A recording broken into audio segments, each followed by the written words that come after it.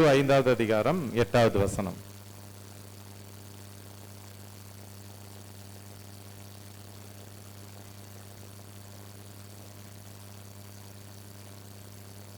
இருதயத்தில் சுத்தமுள்ளவர்கள் பாக்கியவான்கள், அவர்கள் தேவனை தரிசிப்பார்கள். இப்ப அவங்க ஒரு கேள்வி, அவருடைய முகத்தை காண.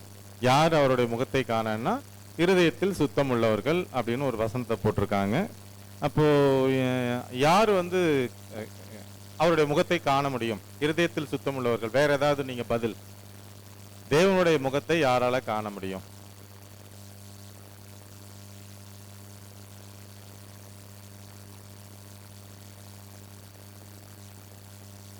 இதுல அவங்க என்ன போட்டிருக்காங்கன்னா, கிறிஸ்துவின் ஜீவியத்தை பின்பற்றுவதனால்.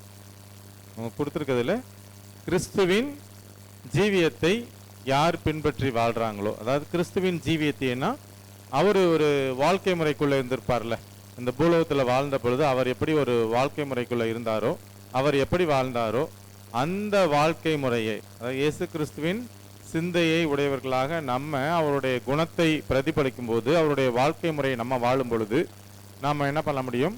தேவனை தரிசிக்க முடியும், அவருடைய முகத்தை காண முடியுங்கிறது ஒரு பதில்.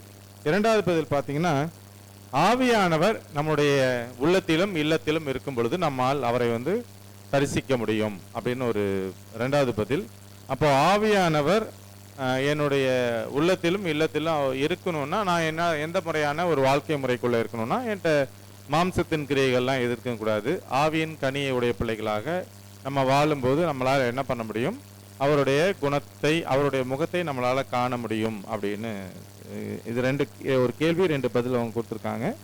ஒரு வசனத்தோட இந்த தலைப்பை நம்ம முடிக்கலாம். எபிரேயர் 12வது அதிகாரம் 14வது வசனம்.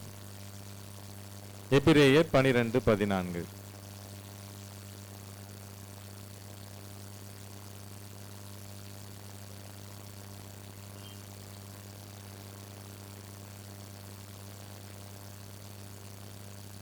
இப்போ தேவனை நம்ம தரிசிக்கணும்னா நம்ம எப்படி இருக்கணும்னா பரிசுத்தம் உள்ளவர்களாக இருக்கணும். இதே தான் மத்தேயு 5:8 சொல்லுது, எபிரேயர் 12:14 சொல்லுது. அப்போ தேவனுடைய குணத்தை நாம் பிரதிபலிக்கும் பொழுது நம்மளால் என்ன பண்ண முடியும்னா அவரை காண முடியும் அப்படிங்கிறது தான் நம்ம இதிலிருந்து கற்றுக்கொள்கிறப்பா. இப்பொழுதும் நாம் ஓய்வு நாள் பள்ளி பாடத்திற்குள்ளாக கடந்து செல்வோம். ஓய்வு நாள் பள்ளி